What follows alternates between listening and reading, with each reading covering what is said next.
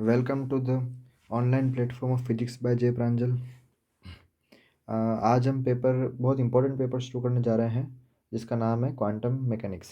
BSc physics का सभी Indian universities के अंदर ये पेपर होता ही है, तो बहुत ही इम्पोर्टेंट पेपर है। और आगे हम मास्टर्स करते हैं फिजिक्स में, तो सेमेस्टर 1 और सेमेस्टर 2 के अंदर ये पेपर आता ही आता है। कि किसी यूनिवर्सिटीज़ के अंदर ये पेपर आगे की सेमेस्टर्स में भी आ सकता है, लेकिन पेपर आएगा ही आएगा। बहुत इंपॉर्टेंट पेपर है। चलिए, हम बहुत ही आराम से और डिटेल में इसको पढ़ेंगे, तो आप सब साथ बने रहिएगा। चलिए शुरू करते हैं। हम पहले इस बात को देख लेते हैं कि क्वांटम मैकेनिक्स जो है वो क्यों आई, है ना। कहाँ से आई तो देखेंगे, लेकिन क्यों आई, उसकी ज़रूरत क्या पड़ी। क्या हमारे पास पहले कोई मैकेनिक्स नहीं थी क्या? हाँ, तो हमारे पास पहले न्यूटोनियन मैकेनिक्स, या जिसको हम क्लासिकल मैकेनिक्स भी कह देते हैं, ये हमारे पास थी। तो ऐसी क्या ज़रूरत पड़ गई कि हमारी जो न्यूटोनियन मैकेनिक्स है या फिर क्लासिकल मैकेनिक्स है वो उसको उसके होते हुए भी हमको क्वांटम मैकेनिक्स का विचार करना पड़ा और ये नया कॉन्सेप्ट लाना पड़ा। यानी कहीं ना कहीं ये बात तो बहुत तय है कि फैक्ट है ये बात कि हमारी जो क्लासिकल मैकेनिक्स है या क्वांटम मैकेनिक्स, जो क्लासिकल मैकेनिक्स है, न्यूटोनियन मैकेनिक्स है, वो कहीं ना कहीं किसी कॉन्सेप्ट्स को समझाने में फेल हुई होगी, या कुछ कॉन्सेप्ट्स को बहुत अच्छे तरीके से समझा नहीं पा रही होगी, अच्छे रिजल्ट्स नहीं दे पा रही होगी। ठीक है, तो हमारा पहला टॉपिक ये रहेगा कि लिमिटेशंस ऑफ क्लासिकल मैकेनिक्स। ये हमारा पहला टॉपिक रहेगा। हम यहाँ से बात शुरू करते हैं। चलिए, मैं लिख देना चाह रहा हूँ लिमिटेशंस ऑफ क्लासिकल मैकेनिक्स। ठीक है, ये हमारी पूरी बात होगी। चलिए, तो मैं पहले पॉइंट लिख देता हूँ एक एक करके, फिर हम उसके बारे में डिटेल में बात करते जाएंगे। तो पहला पॉइंट है हमारे लिए, देखिएगा, it does not hold in the region of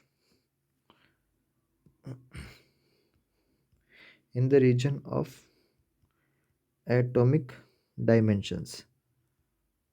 ये कहना क्या चाह रहा है? ये कहना ये चाह रहा है कि क्लासिकल मैकेनिक्स से वो, देखो एक बात बता देता हूँ मैं आपको। एक होते हैं माइक्रोस्कोपिक, ठीक है, माइक्रोस्कोपिक पार्टिकल्स, और एक हो है मैक्रोस्कोपिक ऑब्जेक्ट। ठीक है, मैक्रोस्कोपिक ऑब्जेक्ट। ठीक है, तो क्लासिकल मैकेनिक्स से वो अपने जो रिजल्ट शो करती है, जो मैकेनिक्स अप्लाई करते हैं, क्लासिकल मैकेनिक्स को अप्लाई करते हैं, वो हम मैक्रोस्कोपिक ऑब्जेक्ट्स के लिए अप्लाई करते हैं। माइक्रोस्कोपिक ऑब्जेक्ट्स के लिए अप्लाई नहीं करते, माइक्रोस्कोपिक पार्टिकल्स के लिए अप्लाई हम नहीं करते हैं, क्योंकि वो उसके बहुत अच्छे रिजल्ट्स नहीं दे पाती, उसके बाद उसके कुछ फिनोमिनास को एक्सप्लेन नहीं कर पाती है। हालांकि आगे के पॉइंट में हम ये बात मेंशन करेंगे कि कौन कौन से फिनोमिनास ऐसे हैं जो क्लासिकल मैकेनिक्स एक्सप्लेन नहीं कर पाई है। ठीक है, तो ध्यान रखिएगा ये बात कि क्वांटम मैकेनिक्स से वो माइक्रोस्कोपिक पार्टिकल्स के लिए है, जबकि क्लासिकल मैकेनिक्स से वो मैक्रोस्कोपिक ऑब्जेक्ट्स के लिए है। ठीक है, तो अ, ठीक है, इसकी ज़रूरत नहीं है, इसको हम हटा देते हैं, खाली आपके लिए लिखा था। चलिए, हमारा पॉइंट नंबर 2 क्या रहेगा? It could not explain the stability of atoms. ठीक है, ये क्या कहना चाह रहा है, देखिए, मैं इसको बता देता हूँ। ये कहना ही चाह रहा है कि पहले ये बात थी कि है ना, एटम है एक ये, और उसके सेंटर में पॉजिटिव चार्ज होता है, हम सब जानते हैं, न्यूक्लियस है। ठीक है, पॉजिटिव चार्ज होता है, और उसका नेगेटिव चार्ज इसके चारों तरफ फैला हुआ है। ठीक है, तो क्लासिकल मैकेनिक्स के हिसाब से जब बात की गई, तो इस बात को ऐसे एक्सप्लेन किया जा रहा था, इस बात पे ऐसे क्वेश्चन उठाए जा रहे थे क्लासिकल मैकेनिक्स के हिसाब से, कि जब सेंटर में पॉजिटिव चार्ज है और सारा नेगेटिव चार्ज आसपास बिखरा हुआ है, तो ये नेगेटिव चार्ज जो है वो धीरे धीरे, ये जो सेंटर, जो पॉजिटिवली चार्ज सेंटर है, वो नेगेटिवली चार्ज पार्टिकल से जो भी है आसपास, उसको अपनी तरफ अट्रैक्ट क्यों नहीं करता है? अट्रैक्ट कर लेगा तो जितना भी नेगेटिव चार्ज है सारा सारा सेंटर में आ जाएगा, और नेगेटिव पॉजिटिव मिलकर न्यूट्रल हो जाएगा एटम, यानी एटम खत्म हो जाएगा, एटम का एग्जिस्टेंस ही नहीं रहेगा। ये आया।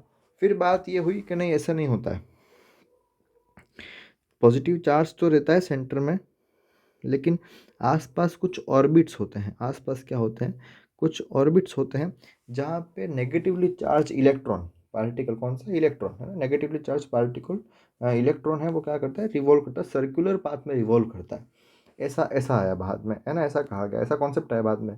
तो इसको क्लासिकल मैकेनिक्स के हिसाब से सोच कर इसके ऊपर फिर क्वेश्चन किया गया कि यार जब कोई भी चार्ज पार्टिकल एक्सेलरेट कर रहा है, तो एक्सेलरेट तभी कर रहा है जब उसके अंदर एनर्जी है।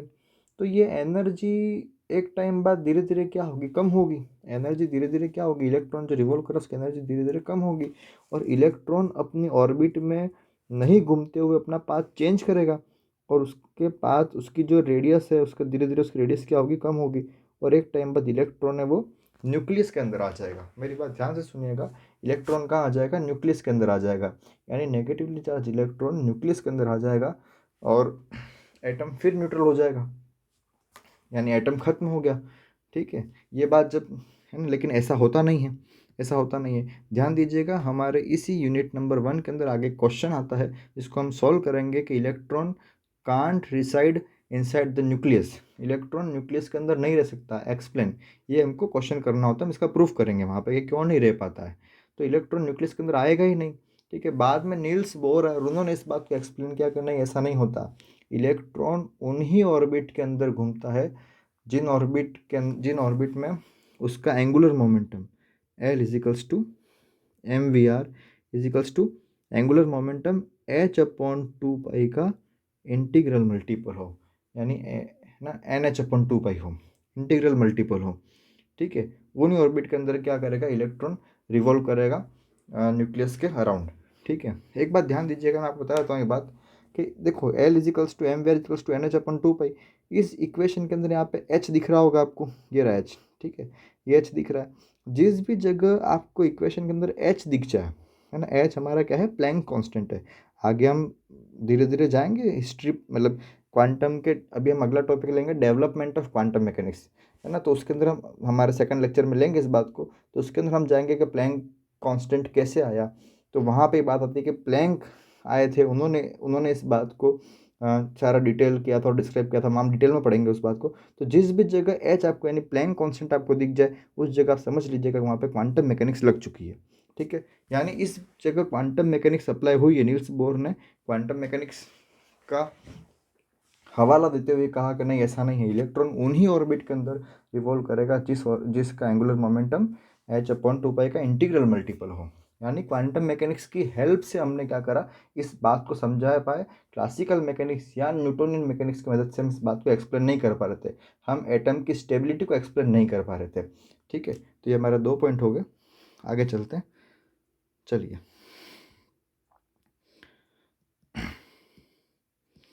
पॉइंट नंबर 3 हमारे लिए है, मैं लिख देना चाह रहा हूँ,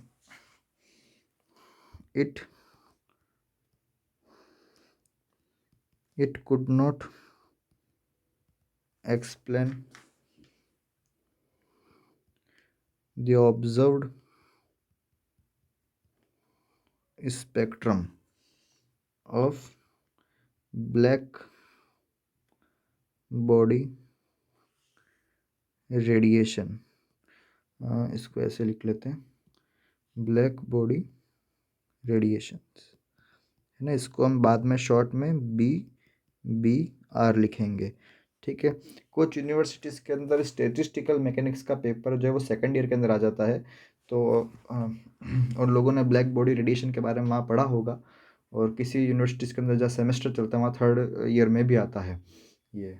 तो खैर ठीक है, कहीं भी हम देख लेते हैं। ये पॉइंट क्या करा कि it could not explain observed spectrum of black body radiation, यानी क्लासिकल मैकेनिक्स जो है वो ब्लैक बॉडी रेडिएशन को के जो स्पेक्ट्रम था उसको एक्सप्लेन नहीं कर पाई। इस बात को समझने के लिए आपको एक स्टेप पीछे आना पड़ेगा, ये पता होना चाहिए कि ब्लैक बॉडी क्या होता है सबसे पहले। तो हालांकि मैं इसके ऊपर एक आपके कोर्स में डिटेल में नहीं पढ़ने का है ब्लैक बॉडी, क्योंकि पहले पढ़ लिया ऐसा मानते हैं स्टेटिस्टिकल मैकेनिक्स में, लेकिन हम थोड़ा सा ब्लैक बॉडी के बारे में जान लेते हैं ताकि इस पॉइंट को समझने में हमको आसानी हो। तो मैं बता देता हूँ, हालांकि हम ब्लैक बॉडी के बारे में थोड़ी देर बाद पढ़ेंगे, पर देख लेते हैं ब्लैक बॉडी क्या होता है। तो ब्लैक बॉडी का मतलब क्या ऐसा होता है क्या कि कोई भी काला ऑब्जेक्ट या है ना काला पिंड, नहीं ऐसा नहीं। ब्लैक बॉडी का मतलब होता है कि एक ऐसी आइडियल बॉडी, है ना, एक ऐसी आइडियल बॉडी जो हर टाइप की वेवलेंथ को अपने अंदर एब्जॉर्ब कर ले, है ना, जो किसी भी टाइप की किसी भी वेवलेंथ की जो रेडिएशन आ रही है, किसी भी वेवलेंथ की रेडिएशन आ रही है उसको अपने अंदर क्या कर ले, एब्जॉर्ब कर ले, या फिर क्या करे, एमिट कर दे। तो ये जो आइडियल बॉडी है ये क्या कहलाएगी, ब्लैक बॉडी कहलाएगी। ठीक है। दुनिया में कोई भी बॉडी 100% ब्लैक बॉडी नहीं है, आइडियल ब्लैक बॉडी एग्जिस्ट नहीं करती है। लेकिन हम सन को या फिर प्लेटिनम ब्लैक को या फिर लैम्प ब्लैक को हम क्या मान सकते हैं, ब्लैक बॉडी मान सकते हैं। ब्लैक बॉडी क्या हो गई, तो वो बॉडी जो किसी भी वेवलेंथ को अपने अंदर 100% एब्जॉर्ब कर ले या फिर 100% उसका क्या करे, एमिशन कर दे। ठीक है, वो कहलाती है ब्लैक बॉडी। ध्यान देना यहाँ पे मैंने जो वर्ड्स का इस्तेमाल किया है, टर्म का यूज़ किया है, वो था 100% एब्जॉर्ब कर ले या फिर 100% क्या करे, उसका एमिशन कर दे या एमिट कर दे। ठीक है, मैंने कहीं भी रिफ्लेक्ट वर्ड का इस्तेमाल नहीं किया, रिफ्लेक्ट वर्ड यूज़ नहीं किया है। ध्यान देना, ऐसी बॉडी जो ऐसी बॉडी जिसके ऊपर किसी भी वेवलेंथ की रेडिएशन इंसिडेंट हो रही है और वो सारी रेडिएशंस को, किसी भी वेवलेंथ की रेडिएशन को रिफ्लेक्ट कर रहा है, तो वो बॉडी कहलाती है, वाइट बॉडी कहलाती है ना, यानी वो एब्जॉर्ब कर ही नहीं रहा है, वो एब्जॉर्ब कर ही नहीं रहा है। ब्लैक बॉडी के केस में क्या है कि वो सारी रेडिएशन को, चाहे कोई भी वेवलेंथ की रेडिएशन हो, किसी भी एंगल से उसके ऊपर गिर रही हो, सबको एब्जॉर्ब कर लेगा, 100% एब्जॉर्ब कर लेगा। वो बॉडी क्या कहलाती है, ब्लैक बॉडी कहलाती है। या फिर उन एमिशन को क्या करेगा, वापस रेडिएट करेगा, तो वो जो रेडिएशंस बाहर निकलेंगे वो ब्लैक बॉडी रेडिएशंस कहलाएंगी। ठीक है, तो इस बात को थोड़ा ध्यान रखना। चलिए, हाँ, तो ये कहना क्या चाह रहा है कि it could not explain observed spectrum of black body radiation. हाँ, तो ये बात ये कहना चाह रहे हैं, ये पॉइंट ये कहना चाह रहा है कि जब भी हम एक ब्लैक बॉडी को हीट करते हैं, गर्म करते हैं, ठीक है, तो उसमें से क्या होती है, रेडिएशंस निकलती हैं, है ना, रेडिएशन एमिट करेगी ना ब्लैक बॉडी। भाई सबसे पहले एक ब्लैक बॉडी है, उसको हमने थोड़ा गर्म किया, है ना, एक पर्टिकुलर टेम्परेचर T1 के ऊपर हमने उसको गर्म किया, तो वो शुरुआत में जो कलर ऑब्जर्व करेगी वो होगा, उसका कलर क्या होगा, ये रेडिश कलर होगा। ठीक है, रेडिश कलर होगा। हम उसका टेम्परेचर बढ़ा रहे हैं, हमने T2 टेम्परेचर कर दिया, जो T1 से ज़्यादा है, हमने टेम्परेचर बढ़ा दिया है। ठीक है, लिख देता हूँ यहाँ पे, हमने टेम्परेचर T1 से, सॉरी, हमने पहले टेम्परेचर T1 दिया था, फिर हमने टेम्परेचर बढ़ा दिया, T2 टेम्परेचर कर दिया। तो पहले जो रेडिश कलर था, अब वो धीरे धीरे येलो कलर में जा रहा है। ठीक है, धीरे धीरे कलर क्या हो रहा है, येलो कलर हो रहा है। हम टेम्परेचर और बढ़ाते हैं, हमने टेम्परेचर T3 कर दिया, तो कलर किस में कन्वर्ट हो रहा है, वो वाइट, वो बॉडी जो है वो वाइट कलर एग्जिबिट कर रही है, शो कर रही है। यानी यानी हम जब हम टेम्परेचर चेंज कर रहे हैं, तो जो ब्लैक बॉडी से रेडिएशंस बाहर आ रहे हैं, है ना, रेडिएशंस बाहर आ रहे हैं, तो उसका हम स्पेक्ट्रम तैयार करते हैं, हमको पता, स्पेक्ट्रम तैयार करते हैं तो हमको ये पता चलता है कि अलग अलग कलर वहाँ पे बॉडी जो है वो शो करिए, अलग अलग स्पेक्ट्रम, अलग अलग कलर्स का स्पेक्ट्रम बनेगा, एक पूरा स्पेक्ट्रम बनेगा जिसमें अलग अलग कलर होंगे। तो ये ऐसा स्पेक्ट्रम शो क्यों हो रहा है, अलग अलग कलर बॉडी एग्जिबिट क्यों कर रही है ना, इस बात को क्लासिकल मैकेनिक्स एक्सप्लेन नहीं कर पाई। इस बात को किसने एक्सप्लेन किया, तो इस बात को क्वांटम मैकेनिक्स ने एक्सप्लेन किया। ठीक है, हालांकि ब्लैक बॉडी आपके कोर्स में नहीं है, मैं फिर कह देता हूँ, इसका डेरिवेशन ऐसा आपके कोर्स में नहीं दे रखा है, लेकिन हम अगले जो हमारा लेक्चर रहेगा उसके अंदर इसके बारे में थोड़ी सी बात कर लेंगे, कुछ ग्राफ बना के बात करनी वो हम वहाँ थोड़ी सी बात कर लेंगे, आपको ये पॉइंट वहाँ पे और ज़्यादा क्लियर हो जाएगा। चलिए आगे बढ़ते हैं।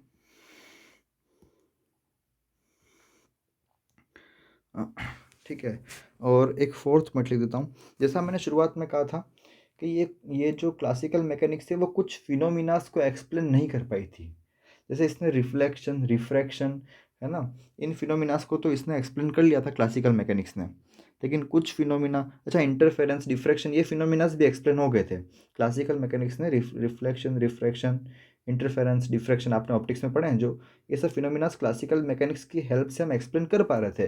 लेकिन कुछ फिनोमिनास ऐसे थे जैसे photo electric effect, Compton effect, Raman effect, pair production, ये जो फिनोमिनास थे ये क्लासिकल मैकेनिक्स एक्सप्लेन नहीं कर पाई थी। इस पॉइंट को हम लिख देना चाह रहे हैं।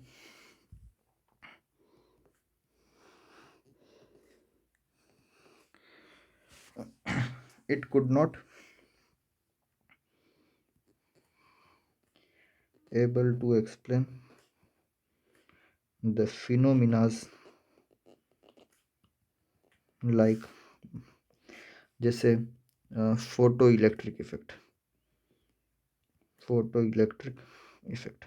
आपके कोर्स में, यानी आपके जो बीएससी के इस साल के इस ईयर के कोर्स के अंदर फोटो इलेक्ट्रिक इफेक्ट, इस पेपर के अंदर, सॉरी, इस पेपर के अंदर फोटो इलेक्ट्रिक इफेक्ट का आपका जो टॉपिक नहीं है ना, लेकिन हम थोड़ी सी बात कर लेते हैं ताकि आपको कभी इसका जो आगे नाम आए फोटो इलेक्ट्रिक इफेक्ट का, तो ऐसा नहीं हो कि ये चीज़ क्या थी। हालांकि आपने 11 12 में पढ़ रखा है, पर देख लेते हैं। मैं बता देना चाह रहा हूँ, जैसे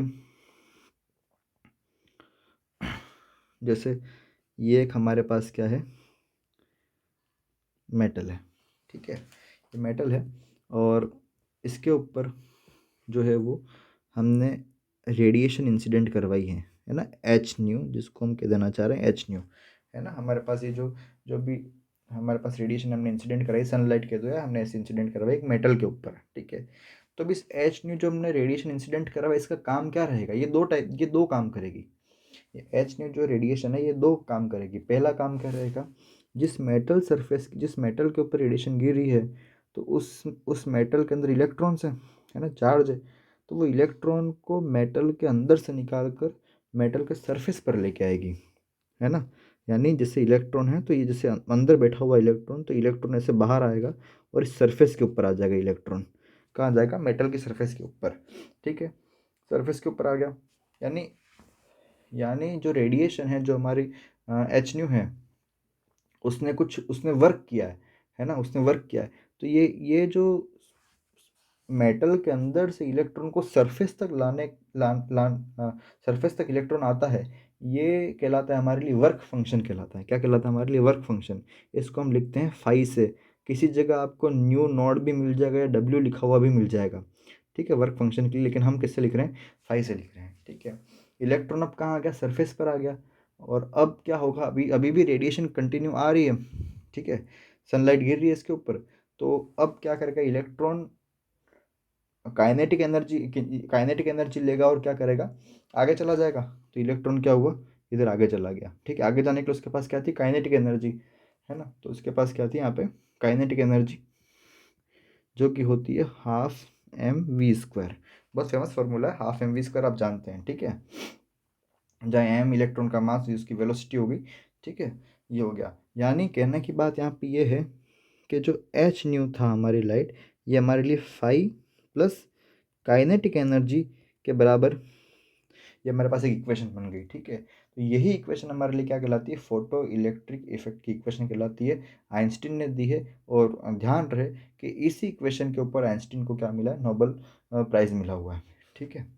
तो ये जो फिनोमिना था कि जो इलेक्ट्रॉन, ये है ना, सनलाइट से इलेक्ट्रॉन सरफेस पर आया और फिर आगे चला गया, तो इस पूरे फिनोमिना को एक्सप्लेन क्लासिकल मैकेनिक्स नहीं कर पाई थी। और बहुत साफ बात हमने पहले पॉइंट में डिस्कस भी किया है कि क्लासिकल मैकेनिक्स से वो एटॉमिक डायमेंशन के जो पार्टिकल्स हैं, है ना, एटॉमिक डायमेंशंस के जो भी पार्टिकल्स हैं, इनके ऊपर बहुत अच्छे से रिजल्ट्स नहीं दे पा रही थी। तो ये भी खैर उसमें से एक इफेक्ट आ गया। तो चलिए, दूसरा इफेक्ट कौन सा है जो क्लासिकल मैकेनिक्स एक्सप्लेन नहीं कर पाई, तो मैं पेज चेंज कर लेता हूँ। हमारे पास इफेक्ट नंबर 2 है, वो है हमारे पास Compton effect. Compton effect Compton effect आपके बीएससी में नहीं है, आपके एमएससी के अंदर आता है, तो इसलिए खैर आप उसको वहाँ पे पढ़ेंगे, तफसील से पढ़ेंगे। तो यहाँ पे इसको हम छोड़ देते हैं, ठीक है, ये आपके वहाँ पे है। तीसरा इफेक्ट एक जैसे है रमन इफेक्ट, ठीक है। ये हमारे इंडियन फिजिसिस्ट थे सीवी रमन, ठीक है, इनके नाम पे रमन इफेक्ट पढ़ा। ये हमारे कोर्स में है, लेकिन ये यूनिट मतलब लास्ट की यूनिट या लास्ट के लेक्चर्स में हमको पढ़ना होगा। उसके पहले बहुत सारी बातें जाननी होती है इस इफेक्ट को पढ़ने के लिए, तो हम इसको वहाँ पे पढ़ेंगे, आप निश्चिंत रहें, ठीक है। ये हमारे कोर्स में है और इस पर क्वेश्चन बनता ही बनता है एग्जाम के अंदर। और एक और है पेयर प्रोडक्शन, तो ये भी हमारे अभी कोर्स में नहीं है, लेकिन ये जो 4 ऐसे इफ़ेक्ट्स हैं जिनको क्लासिकल मैकेनिक्स के तरीके से हम समझ नहीं पाए थे, क्लासिकल मैकेनिक्स एक्सप्लेन नहीं कर पाई थी, जिनको क्वांटम मैकेनिक्स ने एक्सप्लेन किया था, ठीक है, तो ये हमने हमारा जो पहला टॉपिक था लिमिटेशंस ऑफ क्लासिकल मैकेनिक्स, ये हमने देख लिया है। ठीक है, चलिए, एक फॉर्मेलिटी के तौर पर टॉपिक पढ़ना ज़रूरी हो जाता है, और खैर पढ़ना भी चाहिए, क्योंकि हमको पता चले कि चीज़ें हमने इस ये क्वांटम मैकेनिक्स हम लाए ही क्यों थे। ठीक है, लेकिन मैं इस बात को थोड़ा सा डिटेल में कह देना चाह रहा हूँ। हमारा अगला टॉपिक रहेगा, मैं लिख देता हूँ हमारा अगला टॉपिक क्या रहेगा।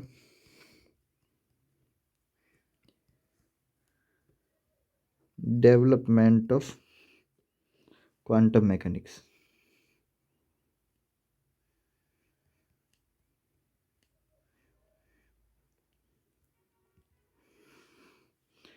ठीक है, और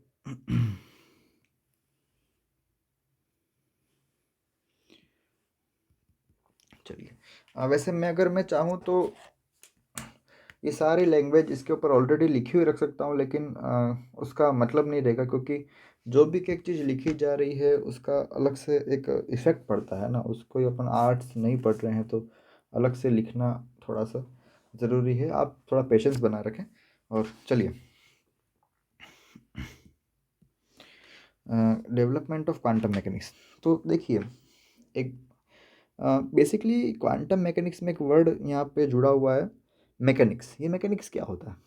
मैकेनिक्स क्या होता है? तो आप ध्यान दीजिएगा, किसी भी पार्टिकल के बिहेवियर को एक्सप्लेन करना है ना, कि वो पार्टिकल का मोशन कैसा है, क्या क्या वो प्रॉपर्टी एग्जिबिट कर रहा है, किस तरीके से वो बिहेव कर रहा है ना। तो उन सारी बातों को हम किसी एक जगह पढ़ते हैं, वो क्या कहलाती है? हमारी मैकेनिक्स कहलाती है। आप सभी बात जानते हैं, पहले से जानते हैं। ठीक है, पहले से जानते हैं। तो यहाँ भी हम वही बात करेंगे, क्वांटम मैकेनिक्स हम क्यों लेके आए, ऐसी क्या बात हो गई, या क्लासिकल मैकेनिक्स ऐसी क्या बात है एक्सप्लेन नहीं कर पा रहा था। हालांकि हमने ऊपर कुछ बातें करी है मोटे मोटे तौर पर, लेकिन कुछ बात और डिटेल में कर लेना चाह रहा हूँ मैं। तो चलिए, एक बार मैं लिख देता हूँ यहाँ पे, छोट साइड में थोड़ा रफ लिख लेता हूँ मैं यहाँ पे। ठीक है, ये आपके उतारने का नहीं है, मैं लैंग्वेज में प्रॉपर वापस लिखूंगा। ठीक है, देखिए, शुरुआत में क्या था, शुरुआत में न्यूटन थे, है ना। तो उन्होंने इक्वेशन दी थी अपनी, F equals to M A, या इसको हम क्या कहते हैं, F equals to M D two X upon D T square. ठीक है, उन्होंने अपने एक यहाँ पे इक्वेशन दी थी ये। ठीक है, ठीक है, ये एक हमारी डिफरेंशियल इक्वेशन थी, है ना। ये कौन सी इक्वेशन? डिफरेंशियल इक्वेशन इन्होंने दी थी। और यहाँ से हमने क्या किया था, हमने एक्स की वैल्यू फाइंड कर ली थी, है ना। किसी भी टाइम टी के ऊपर, किसी भी टाइम टी के ऊपर पार्टिकल की पोजीशन क्या रहेगी, ध्यान देना, किसी भी टाइम टी के ऊपर पार्टिकल की पोजीशन क्या रहेगी, वो हमने यहाँ से फाइंड करा था। ठीक है, ये सारी बात थी। ठीक है, लेकिन ये अच्छा, और जब हम किसी पार्टिकल की पोजीशन फाइंड कर लेते हैं, किसी पार्टिकल की जब हम पोजीशन फाइंड कर लेते हैं, तो उसकी फिर हमको वेलोसिटी, जो कि क्या होती है, D X by D T velocity, उसका एसिलरेशन जो कि क्या होता है, D two X upon D T square. ठीक है, एसिलरेशन हो गया, उसका उसका मोमेंटम हो गया, है ना। ये सब हमको फाइंड करने में, मोमेंटम क्या होता है, पी बराबर एम वी होता है। काइनेटिक एनर्जी बोले तो हाफ एम वी स्क्वायर। किसी भी पार्टिकल की ये जो प्रॉपर्टीज़ हैं, ये हमको फाइंड करने में बड़ी आसानी हो जाती है। ठीक है, तो न्यूटन ने सबसे पहले मैकेनिक्स का इंट्रोडक्शन किया था, और ये सारी बातें हुई थी। लेकिन ध्यान रहे, ये सारी एफ फिजिकल्स टू एम और ये सब बातें हमने करी थी, ये सिंगल पार्टिकल के लिए। मतलब जब एक पार्टिकल मोशन कर रहा है, जब सिंगल पार्टिकल चल रहा है, तो वो कैसे चल रहा है, उसका बिहेवियर कैसा है, डायरेक्शंस कैसी है, क्या उसकी वेलोसिटी रहेगी, उसकी काइनेटिक एनर्जी क्या है, ये सब हम एक पार्टिकल के लिए बात करते, तब ये सारी बातें सही हैं। तब ये जो जो न्यूटन की मैकेनिक्स है, ये हमको बहुत ही बेहतरीन रिजल्ट्स देती है। और हमने ये सब पढ़ा, 11th क्लास में पढ़ते हुए हैं हम।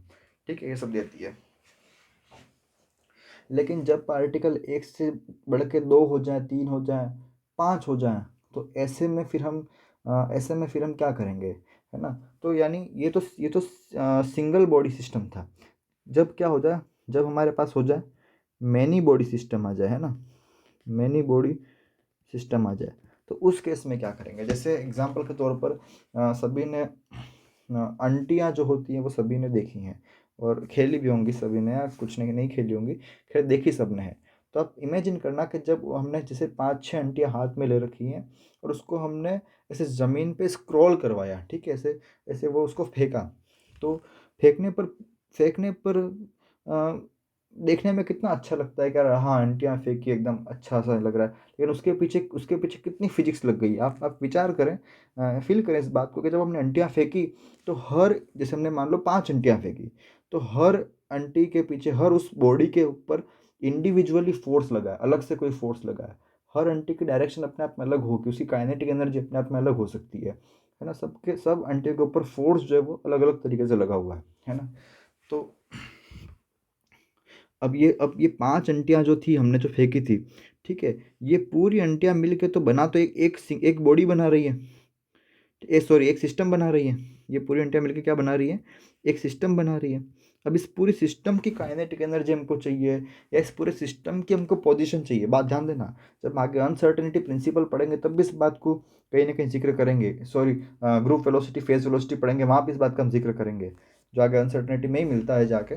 खैर, तो यानी बहुत सारी अंटियाँ मिलकर एक पूरा सिस्टम बना रही है। तो इस पूरे सिस्टम के ऊपर क्या फोर्स लगा है, इस पूरे सिस्टम मतलब कंबाइनली इस पूरे सिस्टम पर क्या फोर्स लगा है ना, या इसके ऊपर इसकी क्या काइनेटिक एनर्जी रही है इस पूरे सिस्टम की, या इस पूरे सिस्टम की पोजीशन क्या है, ये हमको फाइंड करनी है। और तब अगर हम यूँ फाइंड करें कि हर अंटी के ऊपर हम एक फोर्स निकालें, क्योंकि फोर्स एक वेक्टर क्वांटिटी है, फोर्स एक हमारी कैसी क्वांटिटी है? वेक्टर क्वांटिटी है। तो हर अंटी अंटी के ऊपर, हर बॉडी के ऊपर हम डायरेक्शन निकालें और इसको सॉल्व करें, तो आप समझिए कितना ज़्यादा कॉम्प्लिकेटेड हो जाएगा, है ना। जब हमारे पास खाली टू बॉडी सिस्टम होता था, वो पुली वाला और सब हम पढ़ते थे, तो तब हम खाली ऐसे दो बॉडी के ऊपर डायरेक्शन निकालने में, सॉल्व करने में इतना ज़्यादा टफ हो जाता था। तो ये पूरी प्रॉब्लम कितनी ज़्यादा कॉम्प्लिकेटेड हो जाएगी। तो फिर कॉन्सेप्ट आया कि नहीं, ऐसे केस के अंदर जब मैनी बॉडी प्रॉब्लम की बात हो रही है, तो ऐसे केस के अंदर हम क्या करेंगे? ऐसे केस के अंदर हम फोर्स को नहीं लेंगे, क्योंकि फोर्स एक वेक्टर क्वांटिटी है। हम एक काम करते हैं, ऐसे केस में हम एनर्जी को ले लेते हैं। किसको ले लेते हैं हम ऐसे केस के अंदर? एनर्जी को ले लेते हैं। एनर्जी क्यों? क्योंकि एनर्जी अपने आप में क्या है? एक स्केलर क्वांटिटी है। एनर्जी अपने आप में क्या है? स्केलर क्वांटिटी है। हम इंडिविजुअल बॉडी की एनर्जी कैलकुलेट करेंगे, E1 E2 E3 E4 E5 calculate करेंगे, और सबको जोड़ के हम नेट एनर्जी ई निकाल लेंगे। वो जो नेट एनर्जी होगी वो कंबाइन एनर्जी होगी, इस पूरे सिस्टम की एनर्जी होगी। ठीक है, एनर्जी निकाल लेंगे। ठीक है, और एनर्जी आप जानते हैं, मोस्टली एनर्जी किस फॉर्म में आएगी? एक तो काइनेटिक एनर्जी की फॉर्म में आएगी, और एक किस में आएगी? पोटेंशियल एनर्जी की फॉर्म में आएगी। ध्यान देना, क्वांटम मैकेनिक्स में हम काइनेटिक एनर्जी को टी से रिप्रेजेंट करते हैं, और पोटेंशियल एनर्जी को हम किससे रिप्रेजेंट करते हैं? वी से रिप्रेजेंट करते हैं। ठीक है, यहाँ से एनर्जी हमने फाइंड करी और एनर्जी हमारे पास आ गई। अब या तो इन एनर्जी को हम दोनों जोड़ लेते हैं, फिर हम इसको क्या कर लेते हैं? घटा लेते हैं। तो इसको जब हम जोड़ लेते हैं, यानी टी प्लस वी कर लेते हैं, जो कि एल इजिकल्स टू क्या होता है? टी प्लस वी होता है। तो हमारे पास क्या आती है? हमारे पास लेग्रांजियन इक्वेशन ऑफ मोशन आती है। LEM, मैं सब लैंग्वेज में लिखूंगा, आप निश्चिंत रहे। लेग्रांजियन इक्वेशन ऑफ मोशन आती है ना। एल इजिकल्स टू क्या आती है? T plus V. ठीक है, ये आता है। और जब हम इसको टी माइनस वी करते हैं, तो हमारे पास क्या आता है? एच इजिकल्स टू होता है, जिसको हम कहते हैं हैमिल्टोनियन इक्वेशन ऑफ मोशन। इस क्या कहलाती है? ये सब कहलाती है हमारे लिए हैमिल्टोनियन इक्वेशन ऑफ मोशन कहलाती है। तो ये लेग्रांजियन इक्वेशन ऑफ मोशन आई और हैमिल्टोनियन इक्वेशन ऑफ मोशन आई। यानी आप समझ रहे हैं, जो हमने जो हमारा काम किया था, जो हमने अंटियों को फेंका था, हमने बॉडीज को, मैनी बॉडी प्रॉब्लम की बात शुरू की थी, तो उसको हम लेग्रांजियन इक्वेशन ऑफ मोशन या फिर हैमिल्टोनियन इक्वेशन ऑफ मोशन से हम क्या कर सकते हैं? सॉल्व कर सकते हैं। ठीक है, इससे हम क्या कर सकते हैं? इनको सॉल्व कर सकते हैं। हम इन दोनों LEM और HEM से उस पूरी बॉडी की हम क्या कर सकते हैं? पोजीशन मोमेंटम स्पेस में, हम उसकी पोजीशन मोमेंटम स्पेस में, हम उसको हम रिप्रेजेंट कर सकते हैं। इस पूरी बॉडी के मोशन को, ये जो पूरी बॉडी थी हमारे पास, ये वाली बॉडी है ना, मैं जो हाईलाइट कर रहा हूँ, इस पूरी बॉडी के मोशन को हम पोजीशन मोमेंटम स्पेस, जिसको हम ऐसे लिखते हैं x, है ना, पोजीशन मोमेंटम स्पेस में हम इसको क्या कर सकते हैं? रिप्रेजेंट कर सकते हैं। और यही हमारा पोजीशन मोमेंटम स्पेस क्या कहलाता है हमारे लिए? ये हमारा फेज स्पेस कहलाता है। क्या कहलाता है? ये हमारा फेज स्पेस कहलाता है। ठीक है, फिर इसमें हम इसको क्या करते हैं? रिप्रेजेंट करते हैं, और हम मैनी बॉडी प्रॉब्लम जो है उसको क्या करते हैं? सॉल्व कर लेते हैं। ठीक है। यानी हमारे पास वन बॉडी प्रॉब्लम का सॉल्व जो हो करा था वो हमने न्यूटोनियन मैकेनिक्स थी, और ये जो हमने मैनी बॉडी प्रॉब्लम का सॉल्व किया जिसमें लैग्रांजियन इक्वेशन ऑफ मोशन आ गई, हैमिल्टनियन इक्वेशन ऑफ मोशन आ गई, ये हमारे लिए ये मैकेनिक्स क्या कहलाती है, क्लासिकल मैकेनिक्स कहलाती है। बेसिकली हम न्यूटोनियन मैकेनिक्स को क्लासिकल मैकेनिक्स कह देते हैं हमेशा, लेकिन और थोड़ा सा इसको हम माइक्रोस्कोपिकली देखें, न्यूटोनियन मैकेनिक्स अलग है और क्लासिकल मैकेनिक्स ये जो अभी हम जिसकी बात करें वो क्या है, क्लासिकल मैकेनिक्स है। चलिए, इतनी बात हो गई, ठीक है, इतनी बात होगी। देखो, हम डेवलपमेंट ऑफ क्वांटम मैकेनिक्स पढ़ रहे हैं, तो हमको थोड़ा सा पीछे से पढ़ना ज़रूरी है, ठीक है। तभी एक क्वांटम पढ़ने का एक इंटरेस्ट डेवलप होता है। किसी चीज़ में इंटरेस्ट नहीं होगा तो चीज़ें ऐसे हो नहीं पाएंगे। अभी हमको बहुत लंबा रास्ता तय करना है। चलिए, अब बात आती है लाइट की, ठीक है। तो लाइट के लिए शुरुआत में ये कहा जा रहा था, मैं इसको एक काम करता हूँ, ऊपर की तरफ लिख लेता हूँ यहाँ पे, बाकी बाद में सब इसको अपन रब कर देंगे, मिटा देंगे। किसकी बात कर रहे हैं हम, लाइट की बात कर रहे हैं। तो लाइट की है ना, यहाँ सारी बात शुरू होती है। लाइट के लिए कहा जाता था कि लाइट जो है वो एक लॉन्गिट्यूडनल वेव है। कैसी वेव है, लॉन्गिट्यूडनल वेव है, जो एनर्जी कैरी नहीं करती है, जिसमें एनर्जी नहीं होती है। लाइट एक लॉन्गिट्यूडनल वेव है जो एनर्जी कैरी नहीं करती है। ये पहले ऐसी धारणा बना रखी थी, ऐसा ऐसा सोच रखा था कि लाइट एक लॉन्गिट्यूडनल वेव है जो एनर्जी कैरी नहीं करती है, ठीक है। और इस कॉन्सेप्ट को ध्यान में रखते हुए हमारे जो फिनोमिनास थे, जैसे रिफ्लेक्शन का फिनोमिना था, रिफ्रैक्शन का फिनोमिना था, और कौन सा फिनोमिना है, इंटरफेरेंस, जो आपने ऑप्टिक्स में पढ़ा है, डिफ्रैक्शन, इन फिनोमिनास को क्या करा, एक्सप्लेन कर दिया।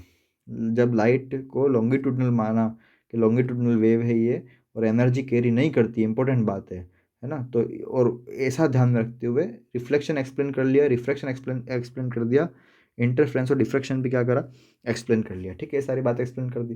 लेकिन फिर एक नया फिनोमिना आया, जिसको हम क्या कहते हैं, जो हमारे लिए कहलाता है पोलराइजेशन। चलो इसको मिटा ही लेता हूँ मैं यार, ऐसे काम नहीं बनेगा। तो